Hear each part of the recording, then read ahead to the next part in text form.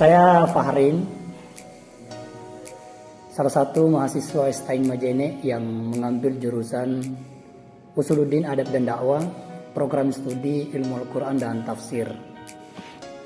Berbicara soal kepemimpinan, saya rasa saat ini menarik untuk kita bicarakan bersama. Apalagi dekat-dekat ini kita akan sampai pada pesta demokrasi. Kalau tidak salah di bulan 2 insya Allah akan kita tentukan pilihan kita siapa yang akan memimpin negara Indonesia ke depan.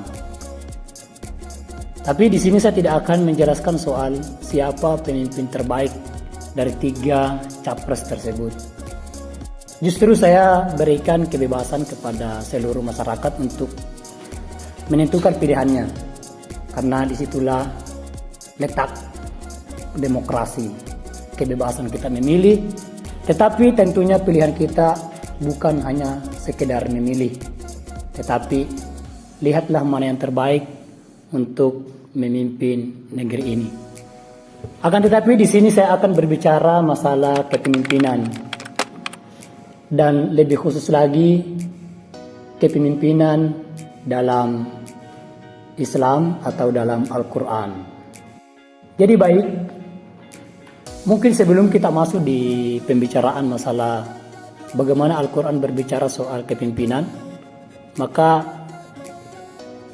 mungkin kita akan bertanya-tanya, apa sih itu kepemimpinan? Kepemimpinan dalam bahasa Inggris biasa kita dengar istilah leadership, kemudian dalam bahasa Arab ada istilah imam. Jadi ada 2 bahasa yang berbeda tapi memiliki makna yang sama, yaitu ada pada kepemimpinan. Dalam Kamus Besar Bahasa Indonesia menjelaskan bahwa kepemimpinan itu adalah perihal memimpin dan bagaimana cara memimpin. Adapun beberapa para pakar memberikan definisi terhadap kepemimpinan, di antaranya seperti Robbins.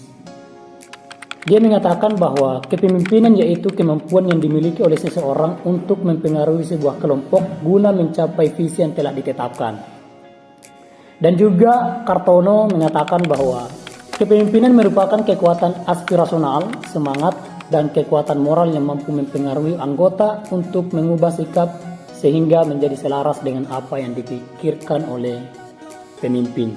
Oleh sebab itu, melihat pada definisi daripada para pakar, maka saya berkesimpulan bahwa kepemimpinan itu adalah kemampuan seseorang untuk mempengaruhi orang lain, untuk mengajak terhadap kerjasama, untuk mewujudkan visi misi yang telah ditetapkan. Adapun beberapa skill yang mesti dimiliki oleh seorang pemimpin, itu ada beberapa hal. Jadi di sini saya mengambil dari artikel yang ada di internet dan saya telah letakkan linknya di kolom deskripsi. Yang pertama, mampu berkomunikasi dengan baik. Maka seorang pemimpin semestinya dia mampu membangun sebuah komunikasi yang baik terhadap anggota tim, supaya anggota tim dengan seorang pemimpin memiliki hubungan yang lebih baik agar kerjasama kedepannya lebih bisa ditingkatkan, dan terlebih lagi bisa bekerja sama lebih baik untuk mewujudkan cita-cita dari sebuah organisasi ataupun komunitas. Yang kedua, mampu menginspirasi anggota timnya. Sebab skill ini memang diperlukan dalam sebuah, ataupun skill ini memang diperlukan untuk seorang pemimpin, karena agar dia bisa mengendalikan anggota timnya. Tetapi tentunya skill ini harus digunakan demi kepentingan bersama, tapi bukan demi kepentingan pribadi, sehingga mengendalikan sebuah anggota tim itu untuk tetap bertujuan kepada kepentingan organisasi ataupun komunitas. Kemudian yang ketiga, mampu mendelegasikan tugas secara efektif. Apa yang dimaksud tersebut? Bahwa seorang pemimpin harus mampu membagi sebuah tugas kepada anggota tim agar dia bisa mengerjakan tugasnya masing-masing. Dalam artian, pemimpin itu harus mampu melihat kepada kemampuan daripada anggota tim, di mana dia bisa, di mana kehebatannya, maka dia diletakkan di situ. Kalau dalam organisasi Ikatan Mahasiswa Muhammadiyah ada yang disebut dengan bidang kader, bidang organisasi, bidang hikmah dan sebagainya. Otomatis seorang pemimpin atau ketua pada saat itu harus mampu melihat pada anggotanya bahwa siapa yang pantas menempati bidang organisasi, bidang kader ataupun bidang hikmah. Yang keempat, seorang pemimpin harus memiliki skill, yaitu mampu menghargai orang lain. Ya, dalam hal ini harus mampu menghargai anggota tim. Kenapa demikian? Tentunya apabila seorang pemimpin memiliki skill mampu menghargai orang lain, ini akan membangun hubungan yang harmonis antara pemimpin dengan anggota timnya. Oleh sebab itu, skill ini harus dimiliki oleh seorang pemimpin. Harus menghargai apa yang dikerjakan oleh anggota tim. Jangan sampai sebagai seorang pemimpin yang memiliki posisi atas sehingga justru menjelek-jelekkan anggota timnya yang melakukan sebuah kekeliruan. Kemudian skill yang kelima yang harus dimiliki oleh seorang pemimpin yaitu adalah cepat tanggap, cepat menanggapi sebuah persoalan yang ada. Jadi ini adalah sebuah skill yang harus dimiliki oleh seorang pemimpin karena dia yang akan mengakomodir anggota timnya untuk diarahkan menyelesaikan persoalan tersebut. Jadi apabila seorang pemimpin yang tidak memiliki skill ini, maka otomatis komunitasnya, organisasinya itu akan berdampak buruk ke depannya. Kemudian selanjutnya yang perlu kita pahami bersama yaitu jenis-jenis kepemimpinan, yaitu bagaimana model-model kepemimpinan yang biasa kita lihat ataupun biasa terjadi. Jenis kepemimpinan yang pertama yaitu otoriter. Kepemimpinan yang otoriter biasanya itu di dalam sebuah komunitas semuanya diserahkan kepada pemimpin ataupun penguasa, sehingga di antara segala kebijakan-kebijakan yang ada itu ada pada hak seorang pemimpin. Tidak diberikan kesempatan kepada anggota tim untuk melakukan kritikan ataupun masukan, tetapi otoritas hanya dimiliki oleh seorang pemimpin. Jadi ini adalah bentuk kepemimpinan yang otoriter. Kemudian yang kedua yaitu bentuk kepemimpinan yang demokratis. Bentuk kepemimpinan demokratis ini adalah bentuk kepemimpinan yang di dalamnya terjalin hubungan komunikasi antara pemimpin dan anggota tim. Dalam kepemimpinan demokratis ada prinsip yang selalu dibawa yaitu musyawarah. Selalu ada musyawarah di dalam kepemimpinan tersebut, sehingga anggota tim mempunyai kesempatan untuk mengkritik seorang pemimpin ataupun memberikan masukan, dan pemimpin juga harus siap dikritik dan diberikan masukan. Jadi ini adalah bentuk kepemimpinan yang demokratis. Kemudian yang ketiga yaitu kepemimpinan yang delegatif. Kalau kita melihat pada kepemimpinan yang otoriter, yang dimana kekuasaan hanya dimiliki oleh pemimpin ataupun segala kebijakan yang keluar itu hanya dimiliki oleh pemimpin, maka jenis kepemimpinan delegatif justru sebaliknya, yaitu semuanya diserahkan kepada anggota tim. Mungkin kepemimpinan ini seakan-akan terkesan pasrah seorang pemimpin, tetapi sebetulnya tidak pasrah juga. Tetapi memang kebijakan ataupun ketentuan itu diberikan kepada anggota tim, sehingga anggota tim di sini tentunya akan lebih bersemangat untuk mewujudkan sebuah cita-cita sebuah organisasi karena mereka punya kendali di sana. Akan tetapi keburukannya yaitu dikhawatirkan jangan sampai di antara anggota tim ada di antara mereka yang tidak bertanggung jawab, sehingga otomatis akan berdampak juga kepada organisasi ataupun komunitas tersebut. Kemudian yang keempat yaitu bentuk kepemimpinan yang transformasional. Bentuk kepemimpinan ini biasanya sangat bersemangat untuk melakukan perubahan di dalam kelompoknya. Sehingga pada umumnya orang-orang yang di dalam sebuah komunitas tersebut ataupun dalam bentuk pemimpinan transformasional ini biasanya anggotanya itu memiliki kecerdasan yang baik. Kemudian yang kelima yaitu jenis kepemimpinan yang transaksional. Dalam bentuk kepemimpinan ini biasanya diterapkan sistem reward, yaitu memberikan sebuah penghargaan kepada anggota tim yang telah mencapai ataupun yang telah mengerjakan tugasnya masing-masing. Sehingga otomatis dalam bentuk kepemimpinan ini biasanya memberikan semangat kepada anggota tim tersebut. Akan tetapi anggota tim ini harus menerima juga konsekuensi daripada hasil yang telah dibuatnya itu. Baik, selanjutnya kita akan berbicara soal bagaimana Al-Quran berbicara tentang kepemimpinan. Jadi kembali lagi bahwa kepemimpinan ini adalah sesuatu yang tidak dapat kita hindari dalam kehidupan sosial.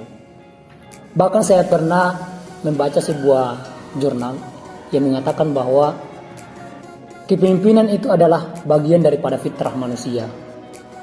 Maka di dalam sebuah kelompok kehidupan sosial, maka tentunya tetap dibutuhkan seorang pemimpin. Bahkan Rasulullah pernah mengatakan, apabila kalian melakukan perjalanan dan kalian berjumlah 3 orang, maka tunjuklah salah satunya sebagai seorang pemimpin. Ketika Al-Quran berbicara tentang kepemimpinan, ada beberapa istilah yang mungkin kita bisa ambil, yaitu ada istilah khalifah dan ada istilah imam.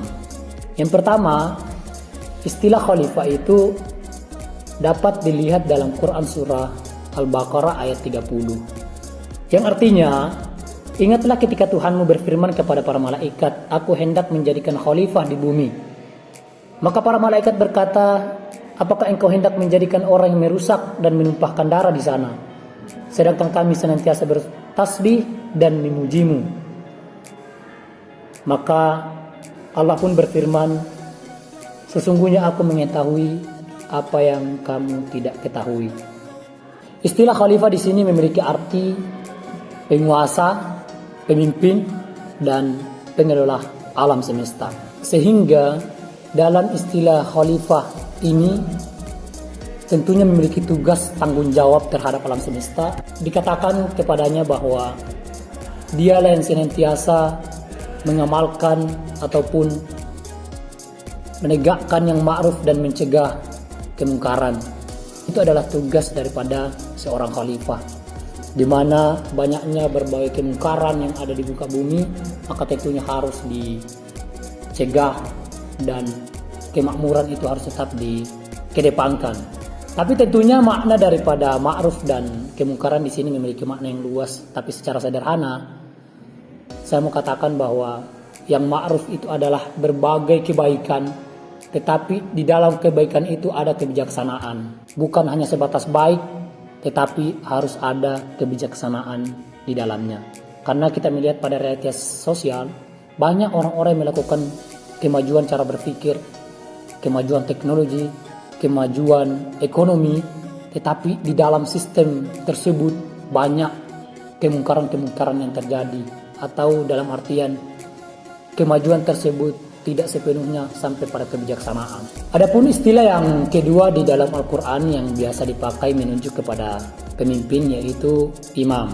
Imam memiliki arti pemimpin yang menjalankan tanggung jawab atas perintah Allah Subhanahu wa taala.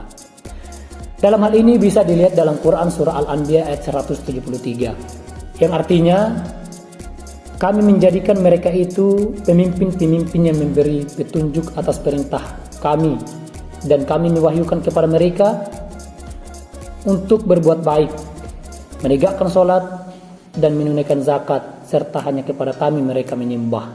Dalam hal ini kita bisa melihat dalam penafsiran oleh Pak Prof. Quraisy Shihab tentang ayat tersebut. Beliau menjelaskan bahwa Allah menunjuk para nabi untuk diwahyukan kepadanya sebuah perintah untuk melakukan berbagai banyak kebaikan seperti sholat, menunaikan zakat, dan tentunya mengajak kepada manusia untuk menyembah kepada Allah Subhanahu wa taala dengan ikhlas. Oleh sebab itu, setelah kita melihat daripada dua istilah yang digunakan oleh Al-Quran, tapi tentunya masih ada istilah-istilah kepemimpinan yang lain yang digunakan oleh Al-Quran, tapi saya hanya mengambil dua istilah tersebut. Oleh karena itu, dapat kita berkesimpulan bahwa kepemimpinan dalam perspektif Islam atau dalam Al-Quran dapat diartikan kegiatan menuntun, membimbing, memandu, dan menunjukkan jalan yang diridhoi oleh Allah Subhanahu wa taala. Adapun sifat yang mesti dimiliki oleh seorang pemimpin, mungkin kita bisa melihat atau kita bisa mencontoh kepada bentuk kepemimpinan Rasulullah SAW. Ada 4 sifat yang dimiliki oleh Rasulullah SAW dalam mencapai pada kesuksesan kepemimpinan beliau SAW. Adapun sifat yang pertama yang dimiliki oleh Rasulullah SAW adalah sifat yang jujur ataupun siddiq, sehingga makna kejujuran di sini adalah di mana Rasulullah SAW menerima kebenaran apa yang diwahyukan oleh Allah Subhanahu wa taala kepadanya, sehingga di dalam aktivitasnya, di dalam penyampaiannya, di dalam menentukan sikap selalu dibarengi dengan sikap kejujuran. Kemudian yang kedua adalah amanah, yaitu dapat dipercaya, sehingga apapun kabar yang didapatkan oleh Rasulullah SAW, maka beliau senantiasa menyampaikannya, tidak mengurangi sedikit pun substansi daripada kabar tersebut, ataupun dia tidak juga menambahnya, sehingga sifat amanah tersebut adalah salah satu yang selalu dipegang oleh Rasulullah SAW untuk menuju pada kesuksesan kepemimpinannya. Sifat yang keempat yang dimiliki oleh Rasulullah SAW adalah sifat tabligh atau menyampaikan. Jadi tugas di sini Rasulullah SAW adalah menyampaikan segala apa yang diwahyukan oleh Allah Subhanahu Wa Taala kepada beliau Sallallahu Alaihi Wasallam. Adapun sifat yang keempat yang dimiliki oleh Rasulullah SAW adalah sifat fatona, yaitu beliau senantiasa memiliki kecerdasan, kebijaksanaan, dan kesadaran. Itulah yang harus senantiasa dimiliki oleh setiap pemimpin agar segala kebijakannya, segala arahannya senantiasa memiliki kebijaksanaan di dalamnya. Adapun di antara 4 jenis kepemimpinan yang disebutkan tadi, ada otoriter, ada demokratis, dan sebagainya. Apakah ada yang mirip dengan kepemimpinan Rasulullah SAW? Dalam hal ini, di antara jenis kepemimpinan tersebut tidak ada secara mutlak yang mirip dari di antara kepemimpinan tersebut. Akan tetapi, saya melihat bahwa kepemimpinan Rasulullah SAW lebih dekat pada jenis kepemimpinan yang demokratis. Dalam hal ini dapat dilihat pada kasus peristiwa Perang Badar, di mana ketika Rasulullah SAW melakukan instruksi kepada para sahabatnya untuk mendekat kepada mata air yang ada di Padang Badar yang akan ditempati berperang dengan orang-orang Quraisy. Maka salah seorang sahabat bertanya kepada Rasulullah, "Ya Rasulullah, apakah itu adalah wahyu dari Allah?" Maka Rasulullah SAW mengatakan, "Ini adalah ijtihadku." Maka sahabat tersebut memberikan masukan. Dia mengatakan bahwa bagaimana Rasulullah kalau kita membawa tempat-tempat air kita ke mata air tersebut, kemudian kita isi tempat-tempat itu dengan air, kemudian setelah itu kita tutup mata air tersebut, biar pasukan orang-orang Quraisy tidak mendapatkan air minum. Maka Rasulullah pun menerima masukan dari sahabat tersebut. Oleh karena itu, di sini kita bisa lihat bahwa bentuk kepemimpinan Rasulullah SAW lebih dekat kepada bentuk demokratis, yang dimana Rasulullah SAW tetap terbuka terhadap para sahabatnya, selalu mengedepankan prinsip musyawarah di dalam sebuah komunitas agar kebijakan-kebijakannya lebih bijaksana. Karena di dalam musyawarah, di antara banyak daripada masukan-masukan setiap anggota, maka itu bisa kita pertimbangkan bersama sehingga kita melakukan sebuah ketentuan ataupun kesepakatan.